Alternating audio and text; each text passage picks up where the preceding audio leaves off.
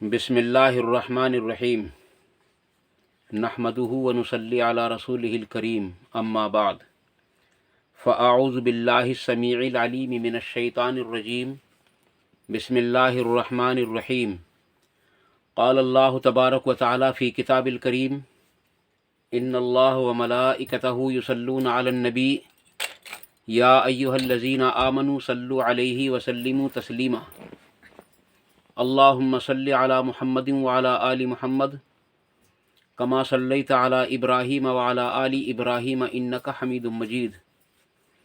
अल्लाहुम्मा बारिक अला मुहम्मदिन व अला आलि मुहम्मद कमा बारकता अला इब्राहीम व अला आलि इब्राहीम इन्नका हमीदुम मजीद।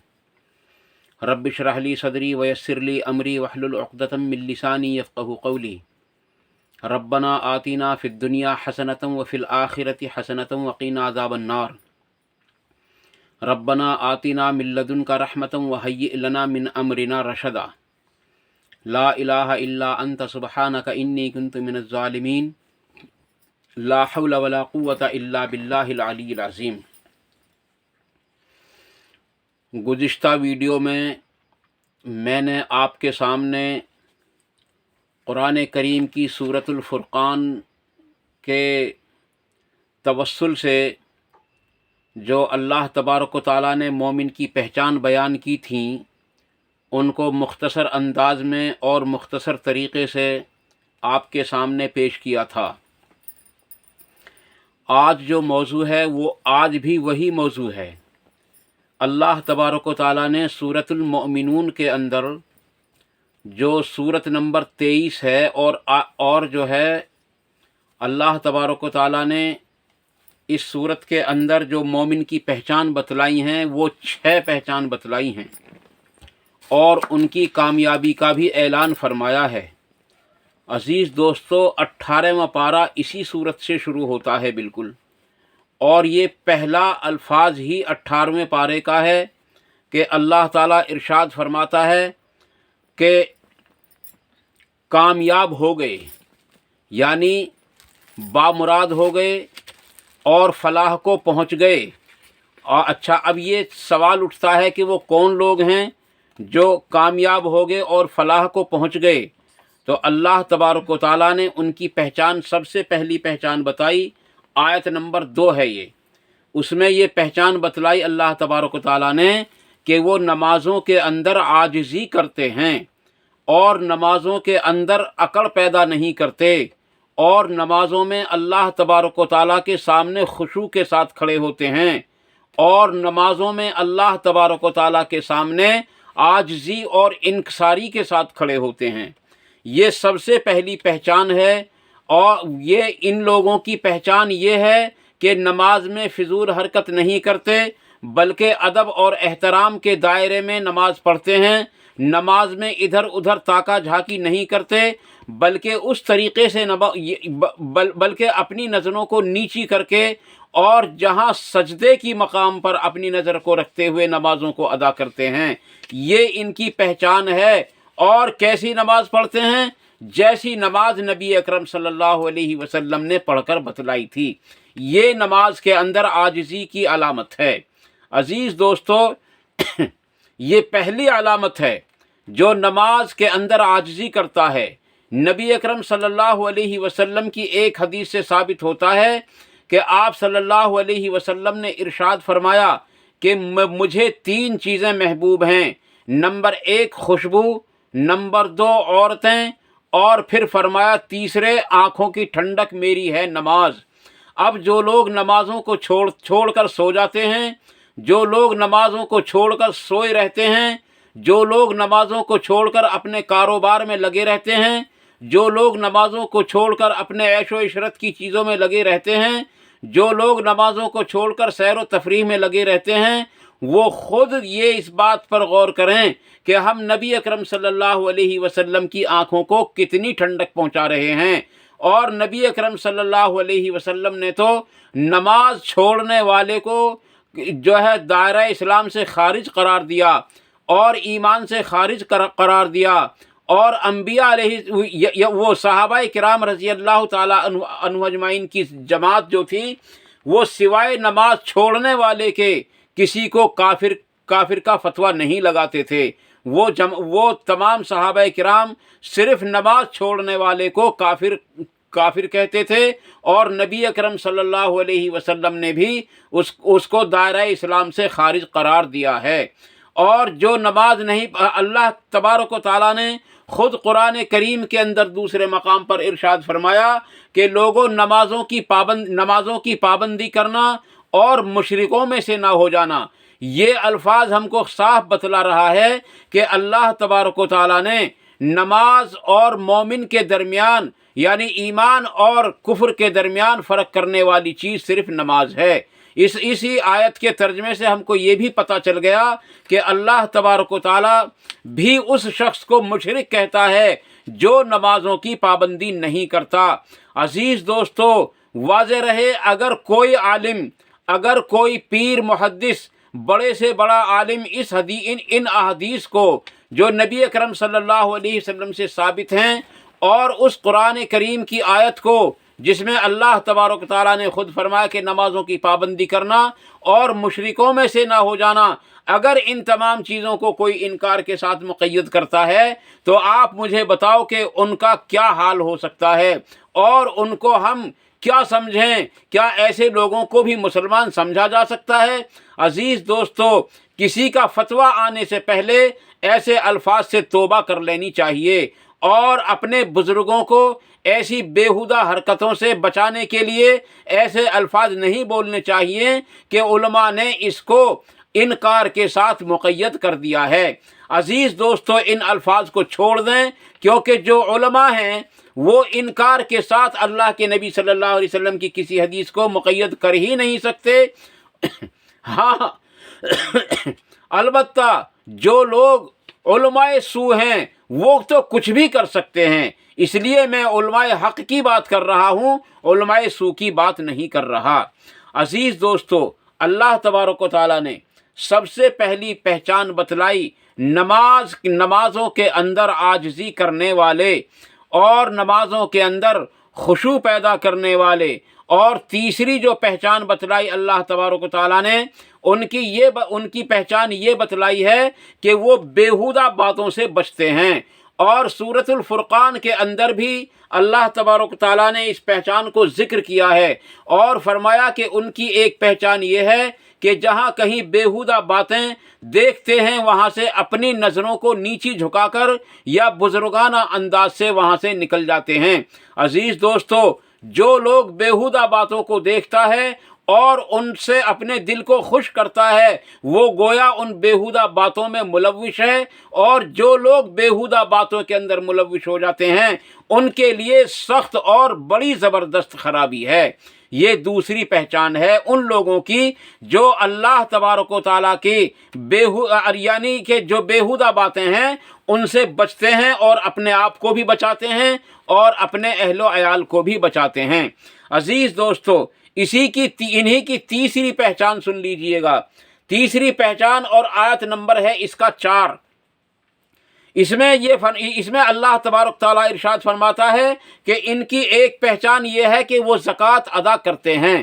نبی اکرم صلی اللہ علیہ وسلم نے زکوٰۃ کے بارے میں سخت تاکید فرمائی، اور فرمایا کہ جو لوگ زکوٰۃ نہیں دیتے ان کے اونٹ ان کو، ان کی بکریاں ان کو، اور ان کی گائے وغیرہ جانور ان کو روند رہے ہوں گے، کاٹ رہے ہوں گے اس دن، جو دن 50,000 سال کے برابر کا ہوگا۔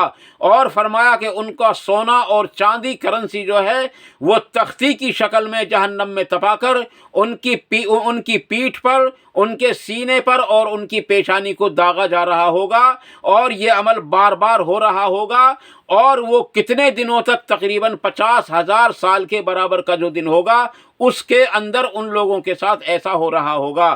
یہ حدیث بخاری شریف کے اندر بھی موجود ہے، اور اس کے کئی طرق مسلم شریف کے اندر بھی آپ کو مل سکتے ہیں۔ اس لیے عزیز دوستو، زکوٰۃ کو ادا کریں، کیونکہ اسلام کے ارکان میں سے یہ ایک رکن ہے۔ فرمایا حضرت عبداللہ ابن عمر رضی اللہ عنہ کہتے ہیں کہ نبی اکرم صلی اللہ علیہ وسلم نے اسلام کی بنیاد کو 5 چیزوں پر قرار دیا، ان میں سے ایک زکوٰۃ کو آپ نے ذکر فرمایا تھا۔ اس لیے عزیز دوستو، اپنے مال کی زکوٰۃ ادا کریں اور اپنے مال کو ہر برائی سے بچانے کے لیے اپنے مال میں سے صدقہ بھی ادا کیا کریں، کیونکہ زکوٰۃ اور صدقے سے مال کم نہیں ہوتا۔ عزیز دوستو، 5ویں آیت کے اندر اللہ تبارک و تعالیٰ نے ان کی پہچان بتائی، جو علامت نمبر 6 ہے، اور بالکل ٹھیک یہی علامت سورۃ الفرقان کے اندر بھی بتلائی کہ وہ اپنی شرم گاہوں کی حفاظت کرتے ہیں، یعنی اپنے آپ کو زنا سے بچاتے ہیں۔ اور ان کی بڑی پہچان یہ ہے کہ جہاں کہیں اس طرح کی حرکتیں ہوتی ہیں وہاں سے یہ بچ جاتے ہیں اور اپنے آپ کو زنا سے بچاتے ہیں۔ اور کس لیے کہ زنا جو ہے، اللہ تبارک تعالیٰ نے فرمایا کہ زنا سخت بے حیائی ہے، اور اللہ تبارک تعالیٰ نے زنا کرنے والوں کی سزائیں بھی مقرر کی ہیں۔ اگر کسی کو شوق ہو تو وہ کسی بھی عالم سے معلوم کر سکتا ہے، اور میں بھی اس کے بارے میں آپ کو کچھ نہ کچھ بتا سکتا ہوں کہ اللہ تبارک تعالیٰ نے زنا کرنے والے کے لیے کیا کیا سزائیں مقرر کی ہیں۔ اس لیے عزیز دوستو، اس کے اندر یہ بھی بتلایا گیا سورۃ الفرقان کے اندر کہ زنا کرنے والا زنا کرنے والا جو ہے وہ سخت ترین گناہ کے اندر ملوث ہو جاتا ہے، اور سخت ترین بے حیائی کا کام ہے عزیز دوستو۔ اور ہاں، البتہ وہ پرہیز نہیں کرتے، یعنی زنا سے تو بچتے ہیں لیکن پرہیز نہیں کرتے، یا سوائے ان کے اپنی بیویوں کے اور اپنی کنیزوں کے، جو ان کے لیے اللہ تبارک تعالیٰ نے حلال کر دیے ہیں۔ یہ آیت نمبر 6 ہے۔